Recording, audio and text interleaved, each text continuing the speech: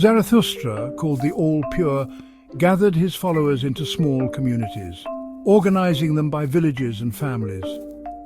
Each group was led by a trusted companion from the city of Oas, forming tight-knit, self-sustaining societies. Once these communities were established, Zarathustra and his closest companions continued their journey, heading toward the city ruled by King Abaotha. Abaotha, descended from 12 generations of kings, ruled a fortified city with towering walls. However, unlike many kings who demanded tribute from outsiders, Abaotha's city followed customs that allowed strangers free passage without demanding payment. Zarathustra and his followers were welcomed into the city without difficulty. King Abaotha, who had spent his youth traveling through Persia and learning their language and customs, greeted Zarathustra with curiosity. He asked about Zarathustra's purpose and the length of his intended stay. Zarathustra answered with boldness, "I have come to establish the Creator's law.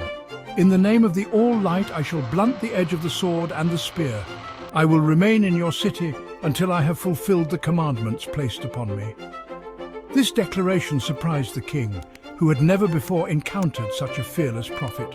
Nevertheless, he permitted Zarathustra and his companions to remain in the king's garden, where they built an altar and prayed as the evening fell.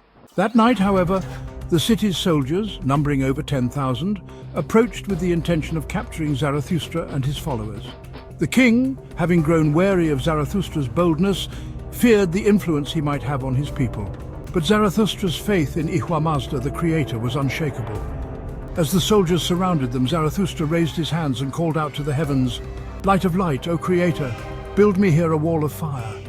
In response to his prayer, curtains of fire descended from the sky, forming a barrier between Zarathustra and the soldiers.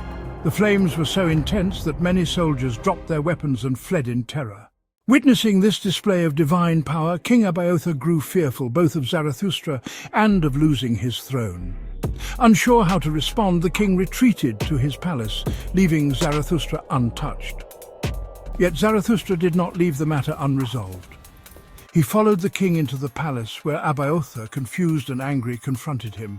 The king accused Zarathustra of sorcery, doubting his connection to the divine, and attempted to strike him with his sword. However, as the king's sword came down, it shattered into pieces, leaving him defenseless.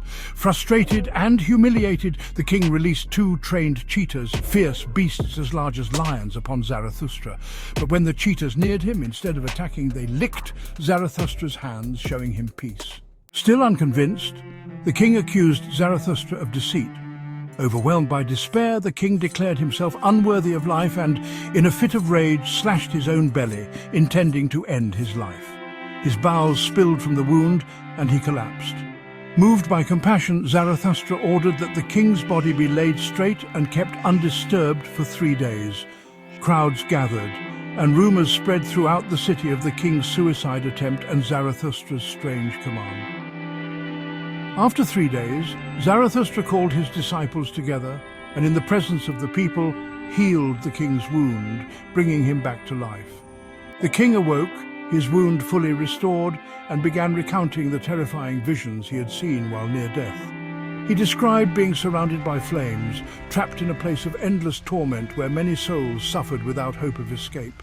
Shaken by his experience, King Abaotha asked Zarathustra how he could avoid such suffering after death. Zarathustra instructed him to live selflessly, helping others rather than fearing for his own soul. He urged the king to spend a year living among the poor, relying on alms in accordance with Zarathustrian law. After this, he was to preach the Creator's message, teaching others to turn away from earthly desires and to focus on spiritual values.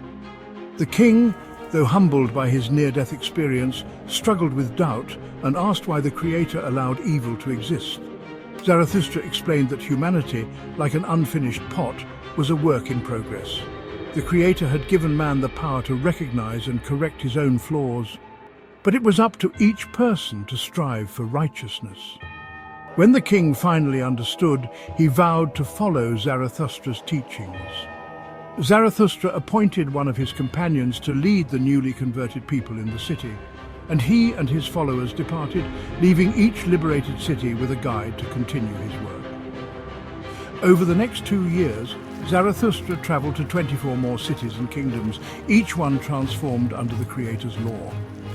His journey took him through India, where he liberated many people from the oppressive rule of the Sun Kingdom, and later toward Arabia. However, he found less success in Arabia, where the people were unfamiliar with books and astronomy. Still, Zarathustra persisted in his mission, liberating city after city until Mazda spoke to him, instructing him to return to Persia. There, he was told he would overthrow 7 more kingdoms before returning to Oas, fulfilling the prophecy spoken over him in his youth.